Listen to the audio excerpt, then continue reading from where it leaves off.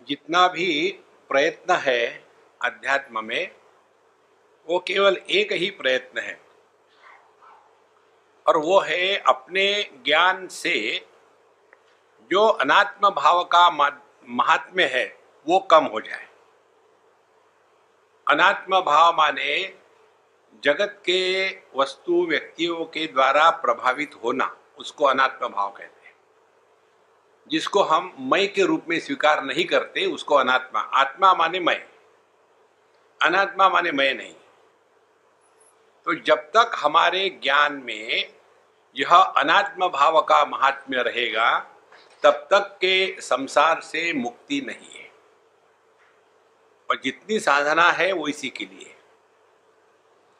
और इस स्थान को, अनात्म भाव के अभाव के स्थान को मध्य प्रदेश कहते हैं।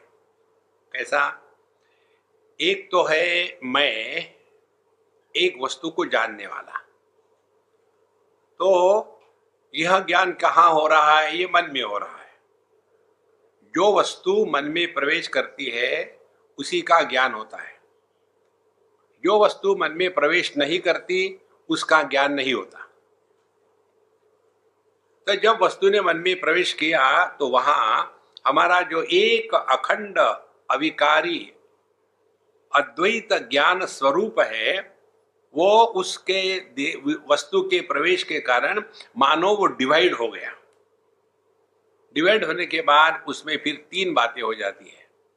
ज्ञान एक, वो डिवाइड हो गया अहम भाव से, आत्म भाव से और अनात्म भाव से।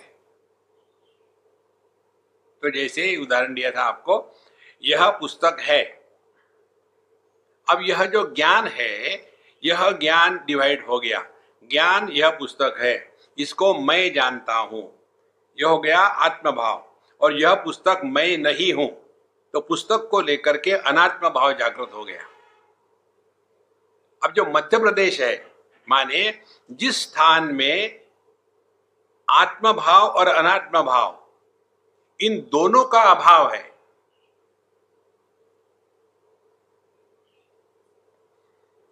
लय विक्षेपयोः संधौ मनस्तत्र निरामिषम स संधि साधितो येन मुक्त स नात्र संशयः। लय विक्षेप, वृत्ति का उत्थान हुआ, फिर शांत हुई, फिर दूसरे वृत्ति का उत्थान हुआ। तो दो वृत्तियों के बीच में जहां वृत्ति नहीं थी, माने वहां क्या था? वृत्ति रहित मन था। वृत्ति रहित मन, इसी को चैतन्य कहते हैं। तो जो भी साधना है हमारी, इस साधना में हमको इस स्थिति में पहुंचना है। पहुंचना है माने क्या? वो हमारा स्वरूप है ही, करना कुछ नहीं है।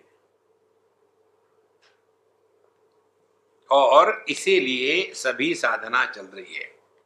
इसको शून्य कहते हैं इस शास्त्र में।